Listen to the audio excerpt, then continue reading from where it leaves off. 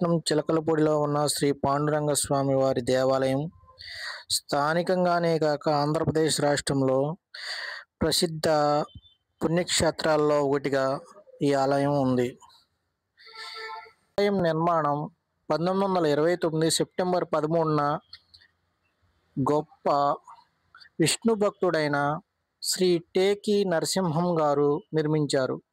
ఈ దేవాలయం మరియు గర్భగుడి మహారాష్ట్రలోని ప్రసిద్ధ పండరీపూర్ విఠోబా దేవాలయాన్ని పోలి ఉంటుంది.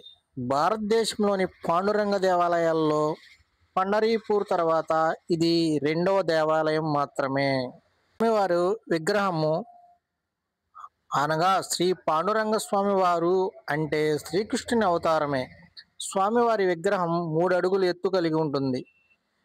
నిల్చుని ఉంటాడు స్వామివారు.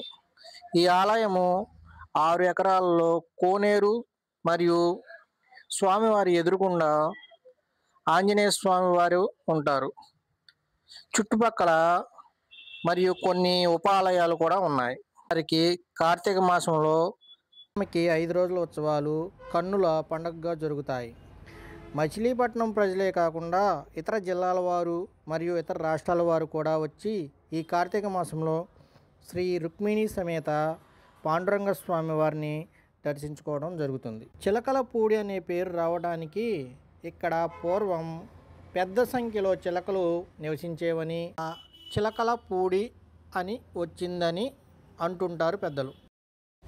ఈ సంవత్సరం శ్రీ పాండురంగ స్వామి వారి ఉత్సవాలు 5 రోజులు ఘనంగా జరిగాయి.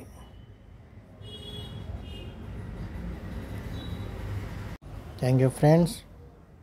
Please like and share. Thank you friends.